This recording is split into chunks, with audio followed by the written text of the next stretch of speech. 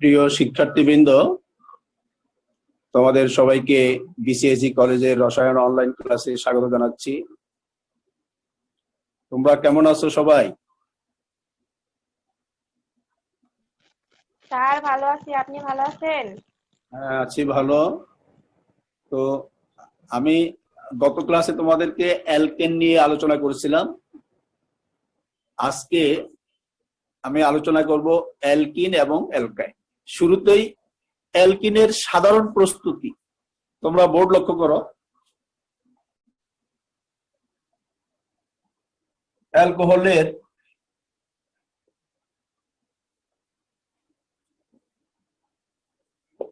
নিরুদন।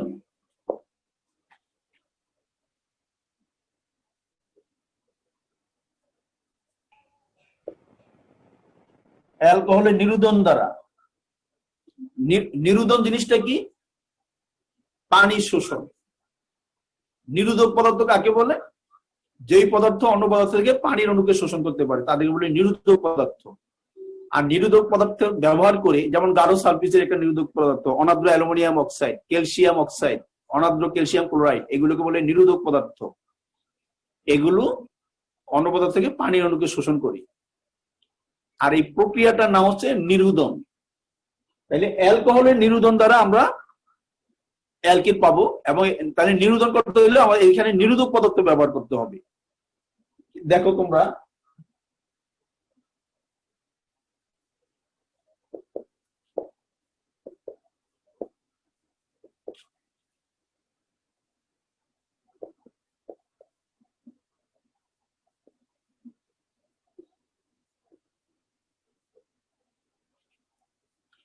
এই aluminium oxide নিরোধক পদার্থ হিসেবে এখানে কাজ করবে। অ্যালুমিনিয়াম অক্সাইড এই অ্যালকোহল থেকে এখনো পানিকে শোষণ করে ফেলবে।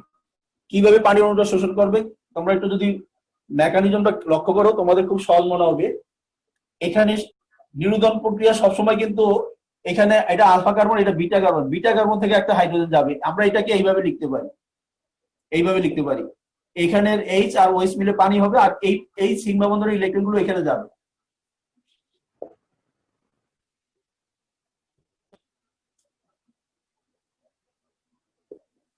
অ্যালকেন হয়ে যাবে আর পানি হবে। তাহলে আমরা বলতে পারলাম কি, যে এখানে অ্যালকোহলকে অনাদ্র অ্যালুমিনিয়াম অক্সাইড সহ যদি 350 থেকে 400 ডিগ্রি সেলসিয়াস তাপমাত্রায় উত্তপ্ত করি, অ্যালকিন পাবো।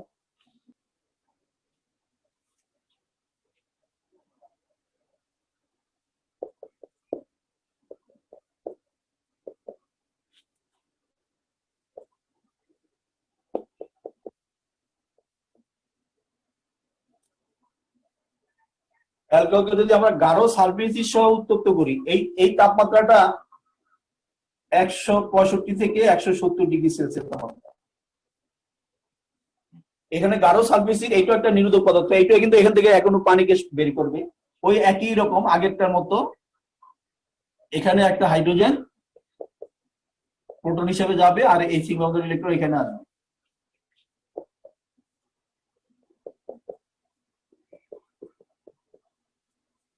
তাহলে আমরা বলতে পারি অ্যালকোহলকে গাঢ় সালফিউরিক অ্যাসিড সহ 165 থেকে 170 ডিগ্রি সেলসিয়াস তাপমাত্রায় উত্তপ্ত করলে নিরোধন প্রক্রিয়ায় অ্যালকিন উৎপন্ন হয়। যদি এটা আমরা দেখ, তোমরা একটু খেয়াল করবে, আমি কিন্তু এখানে আর ব্যবহার করি সাধারণ বিক্রিয়া। আজকে অনেকগুলো বিক্রিয়া আছে, আমি সাধারণ বিক্রিয়াটা লিখবো যেখানে আর ব্যবহার করা হয়। আর এর মান যে কোনোটা হতে পারে, যে কোনো অ্যালকেনমূলক হতে পারে, কখনো কখনো এখানে হাইড্রোজেনও থাকতে পারে। তা আমি যদি সাধারণ বিক্রিয়া এবং উদাহরণ লিখতে চাই, তাইলে অনেকগুলো বিক্রিয়া আজকে করানো সম্ভব হবে না। এই জন্য আমি মূলত সাধারণ বিক্রিয়াটা লিখবো, উদাহরণটা তোমরা বাসায় দেখে নিবে। আমরা এখানে অ্যালকোহল লিখছি, আমরা এটা একটা উদাহরণ দিই। এটার ক্ষেত্রে এই বিক্রিয়াটা কিন্তু 2 ধাপে হয়। দেখো,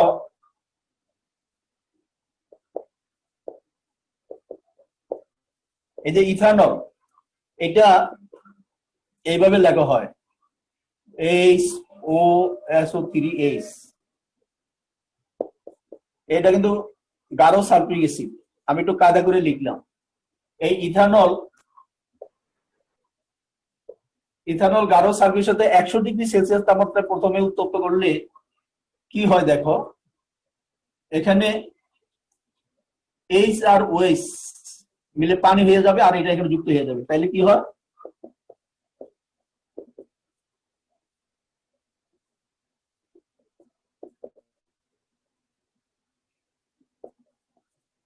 এটার নাম ইথাইল হাইড্রোজেন সালফেট। এইটা হচ্ছে হাইড্রোজেন সালফেট, এটা হলো ইথাইল। অর্থাৎ ইথানল বা ইথাইল অ্যালকোহল গাঢ় সালফেটের সাথে 100°C তাপমাত্রায় উত্তপ্ত করলে প্রথমে ইথাইল হাইড্রোজেন সালফেট উৎপন্ন হবে। পরবর্তীতে যদি তাপমাত্রা আরো বাড়ানো হয় এটি আবার বিদ্যুতিত হয়ে যাবে। কিভাবে হয় দেখো,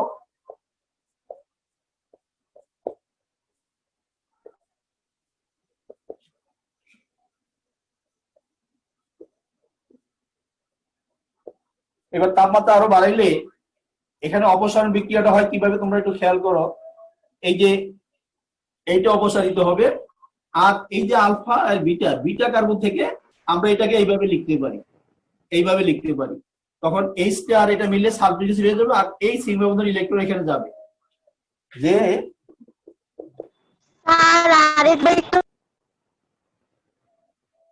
হ্যাঁ বলো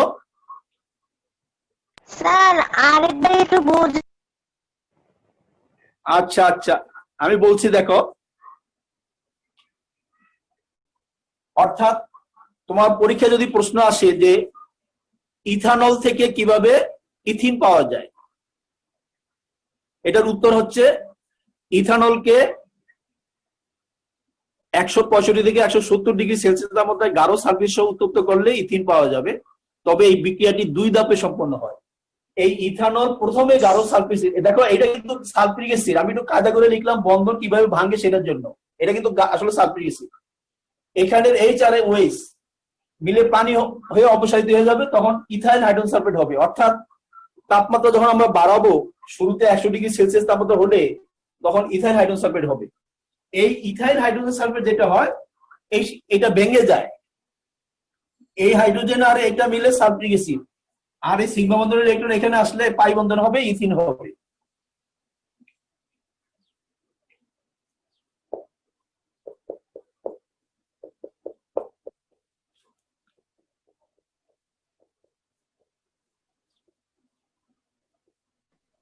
দেখো এটা আমি অন্য প্রসঙ্গে তোমাদের আগে পড়াইছিলাম, অপসারণ বিক্রিয়া যখন কৌশল পড়ানো হয়েছে তখন।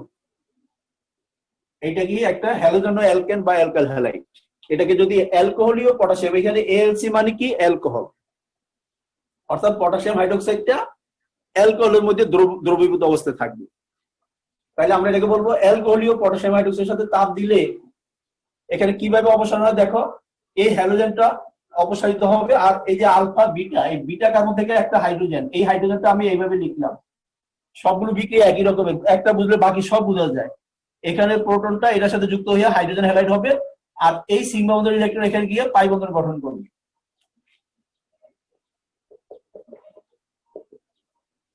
তবে এখানে তোমাদের একটু মনে রাখতে হবে, এই হাইড্রোজেন আর হ্যালোজেন মিলে হাইড্রোজেন হ্যালাইড হবে, আর এই পটাশিয়াম হাইড্রোক্সাইড বিক্রিয়া করবে, বিক্রিয়া করে এটা অ্যাসিড, এটা ক্ষার, বিক্রিয়া করে লবণ আর পানি হবে, অর্থাৎ পটাশিয়াম হ্যালাইড হবে প্লাস পানি হবে।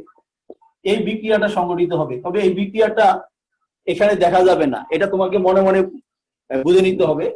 অর্থাৎ এখানে হাইড্রোজেন হ্যালাইড উৎপন্ন হওয়ার সাথে সাথে, যেহেতু হাইড্রোজেন হ্যালাইড মানে কি, এটা হাইড্রোক্লোরিক অ্যাসিডের মতো কাজ করে, হাইড্রোজেন হ্যালাইড হাইড্রোহেলিক অ্যাসিডের মতো কাজ করে। তো অ্যাসিড আর ক্ষার বিক্রিয়া করে লবণ আর পানি হয়ে যাবে, প্রশমন বিক্রিয়া হয়ে যাবে, যার কারণে উৎপন্ন হাইড্রোজেন হ্যালাইড ক্ষারের সাথে বিক্রিয়া করে পটাশিয়াম হ্যালাইড হবে আর পানি হবে। তাহলে এখানে অ্যালকিনটা পাওয়া যাবে, এটা হলো অ্যালকাইন। এটাকে যদি আমরা হাইড্রোজেনের সাথে বিক্রিয়া করি,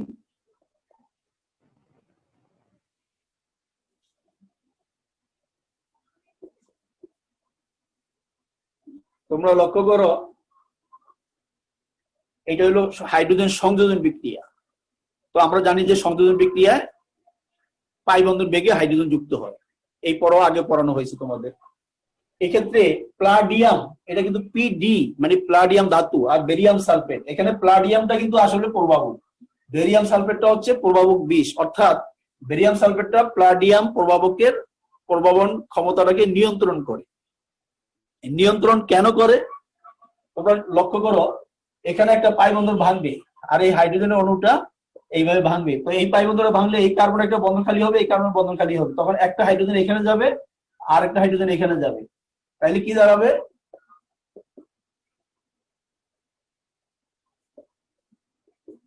অ্যালকিন হয়ে যাবে। এখন কিন্তু আরো পাই বন্ধন আছে, আরেকটা পাই বন্ধন থেকে যায়, এই পাই বন্ধনটা যাতে না ভাঙে সেই জন্য কিন্তু এই বেরিয়াম সালফেটটা দেওয়া হয়। তাহলে এই নিয়ে অ্যালকিন প্রস্তুতিটা আমি দেখাইলাম। এখন আলোচনা করব অ্যালকিনের শনাক্তকরণ বিক্রিয়া বা শনাক্তকরণ পরীক্ষা।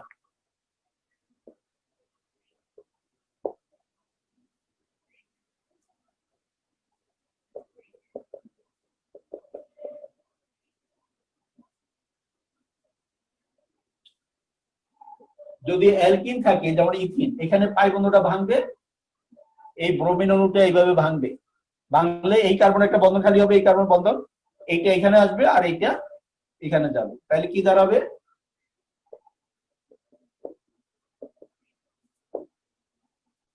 এইটা হবে, এটা কিন্তু বর্ণহীন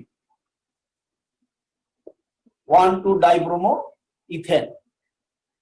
আর যদি এটা যদি ইথাইন হয় তাইলে কি হবে দেখো,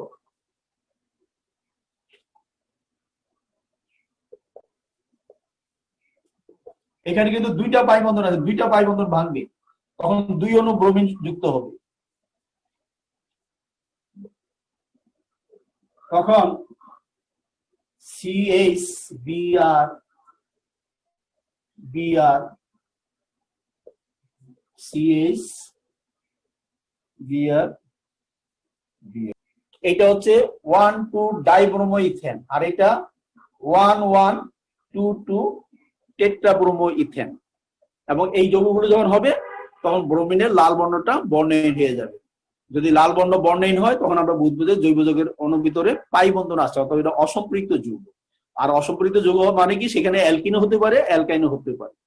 যদিও আমরা সামনে আবার অ্যালকিন এবং অ্যালকাইনের কিভাবে পার্থক্য করা যায় সেটা আমরা আলোচনা করব। এটি হলো একটা পরীক্ষা। আরেকটা আছে অসম্পৃক্ত পরীক্ষা, সেটা হচ্ছে বেয়ার পরীক্ষা বা ক্ষারীয় পটাশিয়াম পারম্যাঙ্গানেট দ্রবণ পরীক্ষা। সেটা দেখো,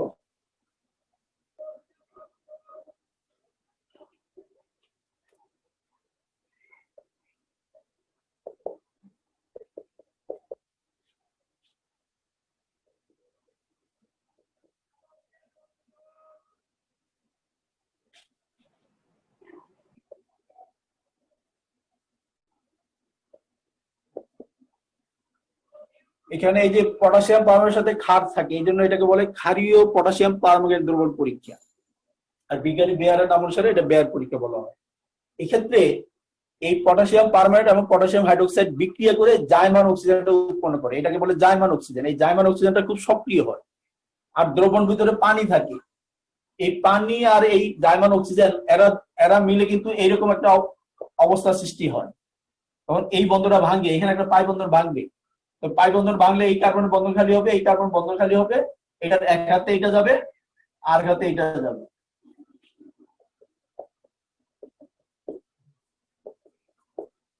এটা হয়ে যাবে। এটার নাম কি? Ethylene glycol.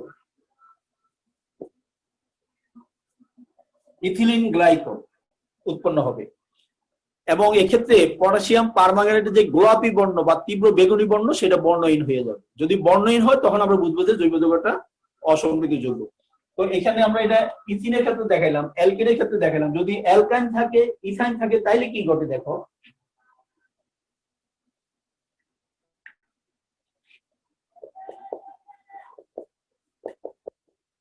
ইথাইন এক্ষেত্রে কি হয়, এক্ষেত্রে 4টে অক্সিজেন যুক্ত হয়।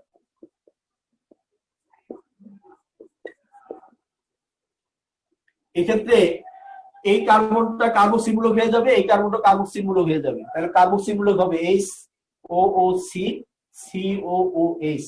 এটার নাম কি? Oxalic acid. অর্থাৎ যদি অ্যালকাইন থাকে তাইলে ক্ষারীয় পটাশিয়াম পারম্যাঙ্গানেট বা দ্রবণ পরীক্ষা বা বেয়ার পরীক্ষায় কার্বক্সিলিক অ্যাসিড উৎপন্ন হবে। আর যদি অ্যালকিন হয় তখন এই বেয়ার পরীক্ষায় গ্লাইকল তৈরি হবে। অ্যালকিনের আরো বিক্রিয়া আছে, যেমন অ্যালকিনকে যদি আমরা হাইড্রোজেনের সাথে বিক্রিয়া করি নিকেল চূর্ণ প্রবাহকের উপস্থিতিতে 180°C তাপমাত্রায়, তখন এই পাই বন্ধনটা ভাঙবে। পাই বন্ধনটা ভাঙলে এই হাইড্রোজেন অণুটা এই যে এর বন্ধন, এই বন্ধন খালি হলে এখানে যাবে আর এইখানে যাবে, যে কি হবে অ্যালকেন হয়ে যাবে। অর্থাৎ আমরা বলতে পারি অ্যালকিনের, এটাকে বলা হয় হাইড্রোজেন সংযোজন বিক্রিয়া প্রভাবকের উপস্থিতিতে, নিকেল চূর্ণ প্রভাবকের উপস্থিতিতে 150 থেকে 200°C তাপমাত্রায় যদি অ্যালকিনের বিক্রিয়া করা হয়, তাইলে হাইড্রোজেনের সাথে যুক্ত হইয়া অ্যালকেন তৈরি হয়।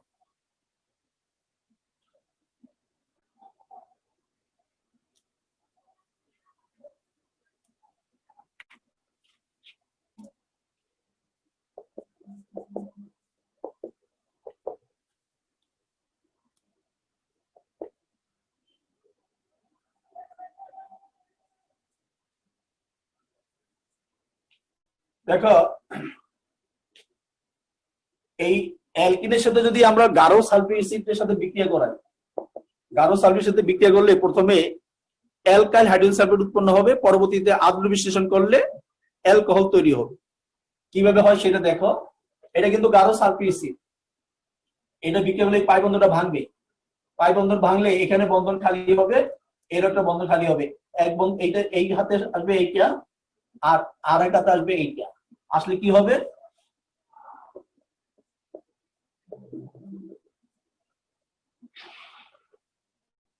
এটাকে বলা হয় ইথাইল হাইড্রোজেন সালফেট। তাহলে এই ইথাইল হাইড্রোজেন সালফেটটা আদ্র বিশ্লেষণ করলে কি হবে, এই বন্ধনটা ভাঙবে, এখানে এই বন্ধনটা ভাঙবে, আর এই পানির অণুটা এইভাবে ভাঙে। দেখো তোমরা এই বিক্রিয়াগুলো যদি একটু এইভাবে খেয়াল করো তাইলে সহজ লাগবে, মুখস্থ করতে গেলে যদি কঠিন লাগবে। এই ওয়েস্টটা এখানে যাবে, আর এই ওয়েস্টটা এই হাইড্রোজেন সালফেটের সাথে যাবে। তাইলে ওয়েস্টটা যদি এই ইথাইল মূলকের সাথে যায় তাইলে কি দাঁড়াবে, ইথাইল অ্যালকোহল। আর এই হাইড্রোজেনটা যদি এর সাথে যায় তাইলে হবে সালফিউরিক অ্যাসিড, অর্থাৎ ইথানল তৈরি হলো। এই সালফিউরিক অ্যাসিডটা প্রথমে বিক্রিয়া অংশগ্রহণ করে, পরে আবার এটা বের হয়ে যায়, মানে এটা প্রভাবকের মতো কাজ করে। আমরা জানি যে প্রভাবক বিক্রিয়া অংশগ্রহণ করে পূর্বে এবং পরে আবার অপরিবর্তিত থাকে।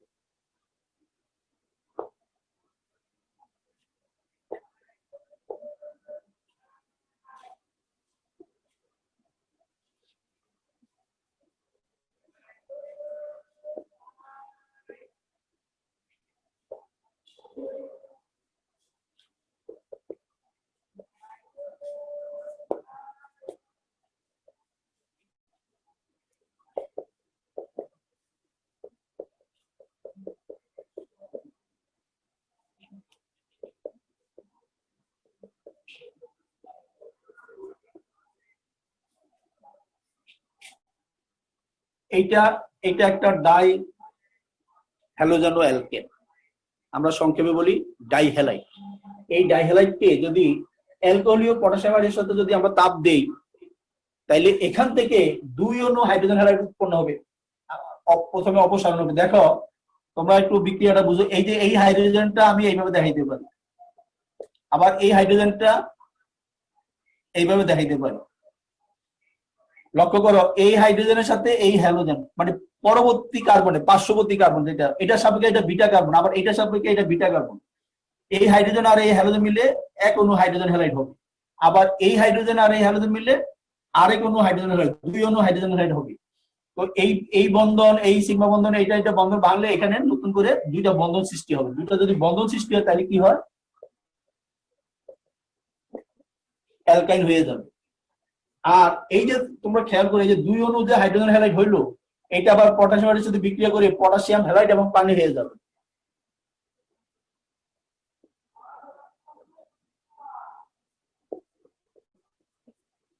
অ্যালকাইল হয়ে গেল। এটা নির্দিষ্ট উদাহরণটা তোমরা একটু দেখে নিবে।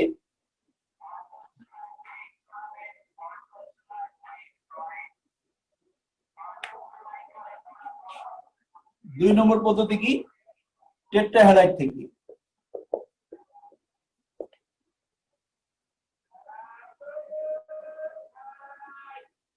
এক্ষেত্রে টেট্রাহ্যালাইড থেকে হ্যালোজেন অপসারণ। আগের বিক্রিয়ায় কিন্তু হাইড্রোজেন হ্যালাইড অপসারণ হয়, আর এখানে শুধু হ্যালোজেন অপসারণ হবে। ধরো এটা ব্রোমিন দিলাম আমি, এখানে ব্রোমিন দিলাম, এখানে ব্রোমিন, এখানে ব্রোমিন, এটা একটা টেট্রাহ্যালাইড। এখানে যে কোনো হ্যালোজেন দেওয়া যায়, ক্লোরিনও দেওয়া যায়। এখানে 4টা হ্যালোজেন থাকার কারণে এটার নাম হলো টেট্রাহ্যালাইড। এই টেট্রাহ্যালাইড যদি আমরা জিঙ্কের সাথে, এটা জিঙ্ক চূর্ণ ব্যবহার করা হবে, জিঙ্কের গুঁড়া পাতন করতে হবে। পাতন করলে এই ব্রোমিন, 4টা ব্রোমিন এখানে 2টা জিঙ্কের পরমাণুর সাথে বিক্রিয়া করে 2 অণু জিঙ্ক ব্রোমাইড তৈরি করবে, আর এখানে ত্রিবন্ধন সৃষ্টি হবে।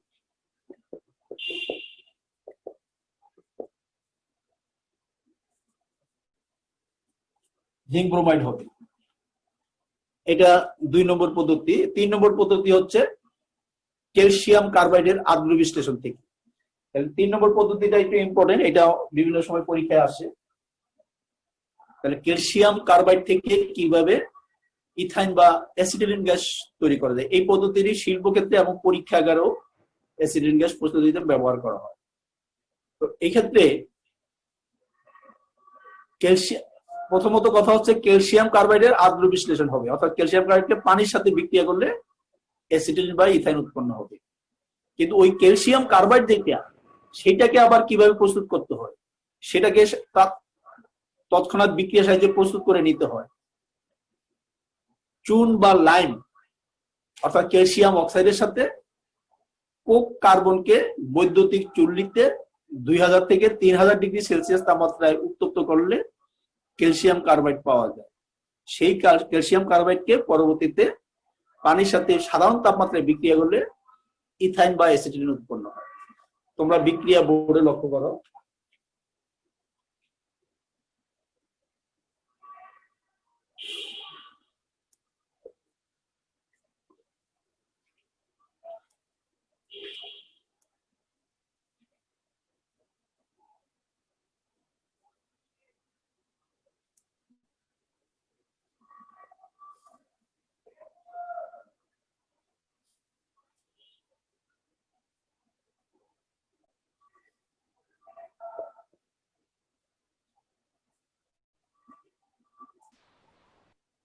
বৈদ্যুতিক চুল্লিতে 2000 থেকে 3000 ডিগ্রি সেলসিয়াস তাপমাত্রায় কোক কার্বনের সাথে ক্যালসিয়াম অক্সাইড বা চুনের বিক্রিয়া করলে, কোকটা হচ্ছে এক ধরনের কয়লা, কয়লার যে উপাদান কার্বন, এর সাথে বিক্রিয়া করলে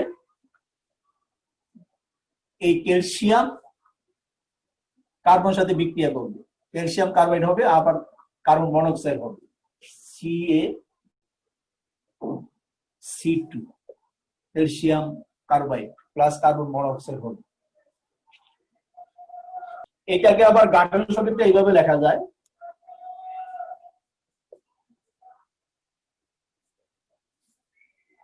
ক্যালসিয়াম কার্বাইডটা এইভাবে লিখলে, এইভাবে সব বইতে নাই, তোমরা যদি লক্ষ্য করো তাহলে সহজ লাগবে বিক্রিয়াটা।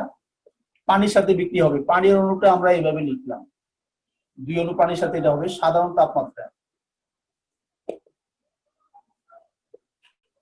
বা কক্ষ তাপমাত্রায় বিক্রিয়াটা হবে। তোমরা লক্ষ্য করো, এই বন্ধটা ভাঙবে, এই বন্ধটা ভাঙবে,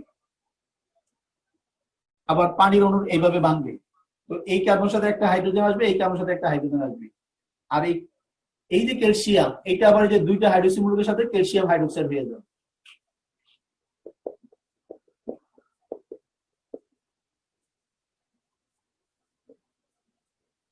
অ্যাসিটিলিন, এটার নাম কি? অ্যাসিটিলিন বা ইথাইন গ্যাস। অ্যালকাইনের শনাক্তকরণ পরীক্ষা।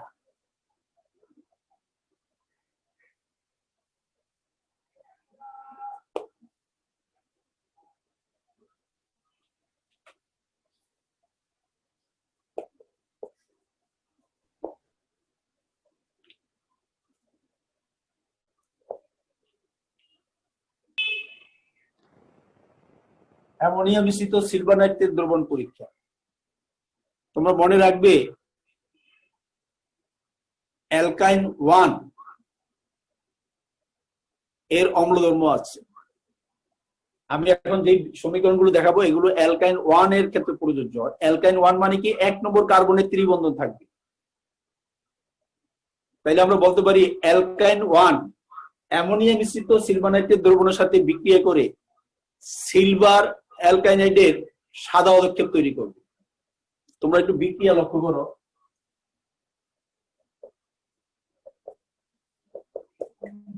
এটা কি অ্যালকাইন 1,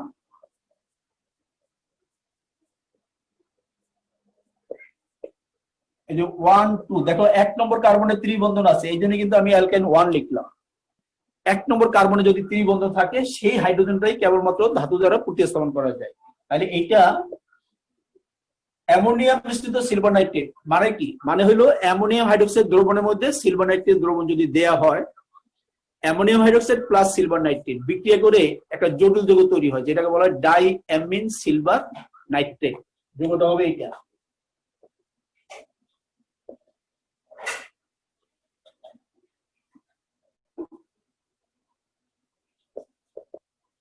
এই যৌগটার নাম কি? ডাই অ্যামিন সিলভার নাইট্রেট, জটিল যৌগ। এই দ্রবণটা সাথে বিক্রিয়া করবে অ্যালকাইন 1, বিক্রিয়া করলে কি হবে, এই হাইড্রোজেনটা এখানে ধাতু দ্বারা প্রতিস্থাপন হবে। এই যৌগের ভিতরে ধাতু কোনটা? সিলভার। এই সিলভারটা এখানে আসবে, তাইলে কি হবে,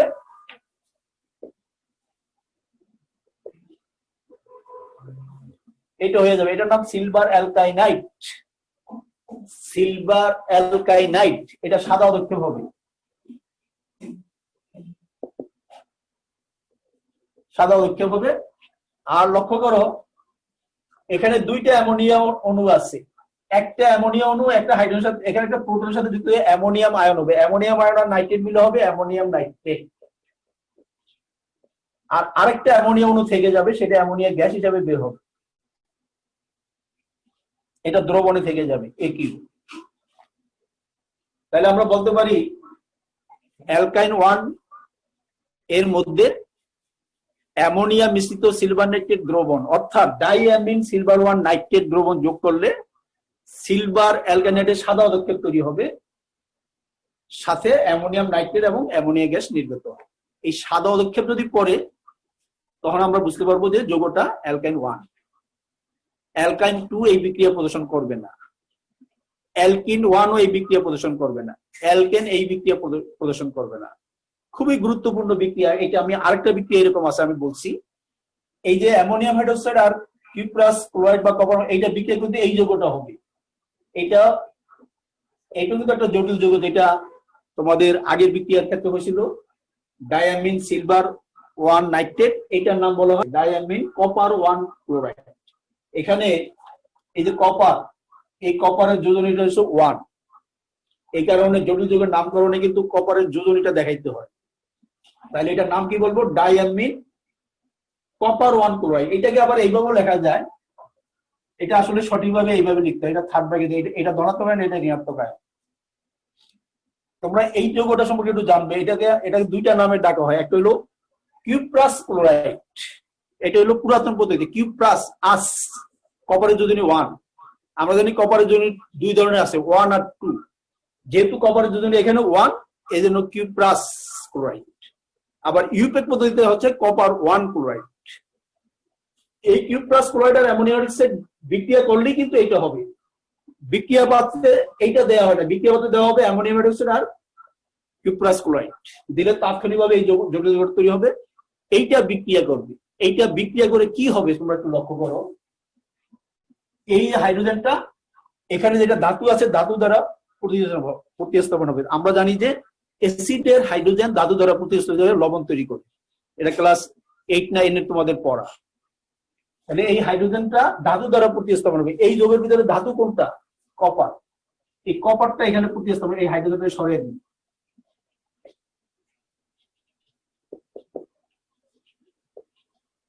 এটা হবে। আর তোমরা লক্ষ্য করো এখানে দুইটা অ্যামোনিয়া আছে, একটা অ্যামোনিয়া আর একটা হাইড্রোজেন, এইরকম হয়। এখানে একটা প্রোটন বের হয়, তাইলে অ্যামোনিয়াম আয়ন হয়। এই অ্যামোনিয়াম আয়নটা আবার এই ক্লোরাইডের সাথে যুক্ত হয়ে অ্যামোনিয়াম ক্লোরাইড তৈরি হয়। কিন্তু আরেকটা অ্যামোনিয়া আছে, সেটা অ্যামোনিয়া গ্যাস হিসাবে নির্গত হবে। এইটার পদক্ষেপটা হবে লাল, লাল পদক্ষেপ। তাহলে আমরা বলতে পারি অ্যালকাইন 1 অ্যামোনিয়া মিশ্রিত কিউপ্রাস ক্লোরাইড দ্রবণের সাথে বিক্রিয়া করে লাল বর্ণের কপার অ্যালকাইনাইট তৈরি করে। এটার নাম কি? কপার অ্যালকাইনাইট। এখানে যদি অ্যাসিটিলিন থাকে কপার অ্যাসিটিলাইট।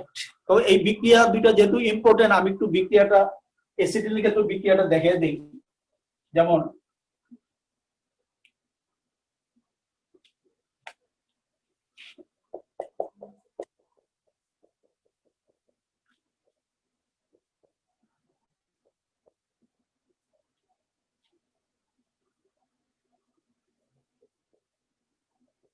দেখো এখানে আমরা এদিক দিয়ে যদি নাম্বারিং করি এটা 1 নম্বর কার্বন, আবার এদিক থেকে নাম্বারিং করলে এটা 1 নম্বর কার্বন। অর্থাৎ এখানে অ্যাসিটিলের ভিতরে দুইটা হাইড্রোজেন পরমাণু কিন্তু অম্লধর্মী। এই জন্য অ্যাসিটিলের ক্ষেত্রে বা ইথানের ক্ষেত্রে দুইটা হাইড্রোজেন পরমাণু কিন্তু ধাতু দ্বারা প্রতিস্থাপিত হবে। তাইলে কি হবে?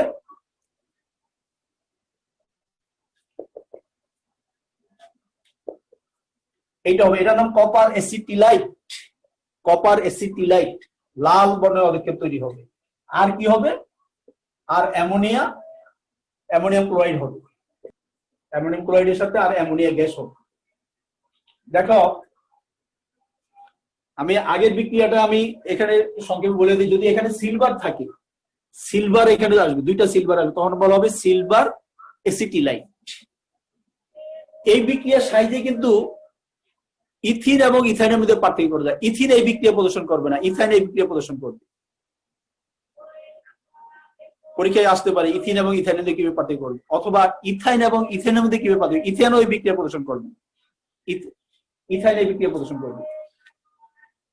তোমরা কিন্তু তাহলে বুঝতে পারছো যে এখানে এই যে এই ত্রিবন্ধযুক্ত কার্বন, এই ত্রিবন্ধযুক্ত কার্বনের সাথে যে হাইড্রোজেনটা সরাসরি যুক্ত থাকবে সেটা হচ্ছে অম্লধর্মী হাইড্রোজেন, সেটাকে ধাতু দ্বারা প্রতিস্থাপন করা যায়। এখন তোমাদের প্রশ্ন হচ্ছে যে কেন অ্যালকাইন 1 অম্লধর্মী, সেটার উত্তরটা আমি সর্বশেষ একটু আলোচনা করছি।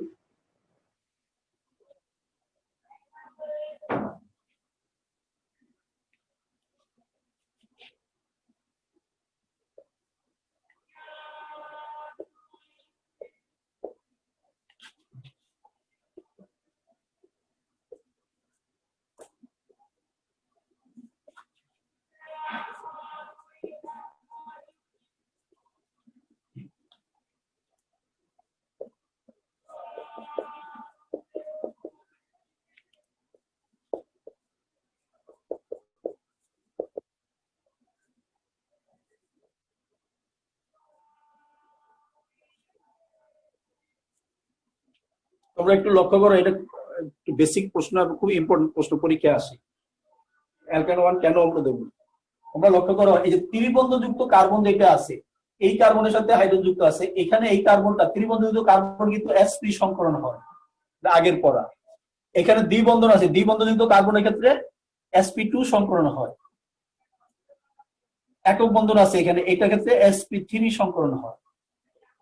সংকরণ সম্পর্কে আগে আমি শুরুতেই পড়াইছি এগুলো। অ্যালকেনের কার্বন sp3 সংকরিত, অ্যালকেনের কার্বন sp2 সংকরিত, আর অ্যালকাইন 1 এর যেখানে ত্রিবন্ধন আছে, ত্রিবন্ধযুক্ত কার্বন sp সংকরিত। এখানে এই sp সংকরণে s এবং p অরবিটালের অনুপাত কত? 1:1। এইটার ক্ষেত্রে কত? 1:2। এই ক্ষেত্রে কত? 1:3। sp, sp2, sp3 এই তিন ধরনের সংকরণের মধ্যে s এবং p অরবিটালের অনুপাত বেশি হচ্ছে কোথায়? sp সংকরণের ক্ষেত্রে। আমরা জানি কোন পরমাণুর ক্ষেত্রে যদি sp সংকরণ হয়, সেই ক্ষেত্রে sp সংকরণের ক্ষেত্রে s অরবিটালের চরিত্র বেশি থাকার কারণে sp সংকরিত কার্বন যখন বন্ধন গঠন করে তখন বন্ধনটা দৃঢ়ভাবে হয়, অধিক্রমণ দৃঢ়ভাবে হয়। অধিক্রমণ যদি দৃঢ়ভাবে হয় তখন দুইটা পরমাণু নিউক্লিয়াস পরস্পরের খুব কাছাকাছি চলে আসে, যার কারণে ত্রিবন্ধনের দৈর্ঘ্য দ্বিবন্ধনের চেয়ে ছোট, একইভাবে দ্বিবন্ধনের দৈর্ঘ্য একক বন্ধনের চেয়ে ছোট। তাহলে এই দুইটা কার্বন পরমাণু নিউক্লিয়াস sp সংকরিত হওয়ার কারণে খুব কাছাকাছি, পরস্পরের কাছাকাছি চলে আসবে। পরস্পর যদি কাছাকাছি চলে আসে তখন এই যে কার্বন হাইড্রোজেন বন্ধনের ইলেকট্রন গুলো এই কার্বনের দিকে বেশি ঝুঁকে থাকে, তখন এই বন্ধনটা দুর্বল হয়ে যায়, কার্বন হাইড্রোজেন বন্ধনটা সিগমা বন্ধনটা দুর্বল হয়ে যায়।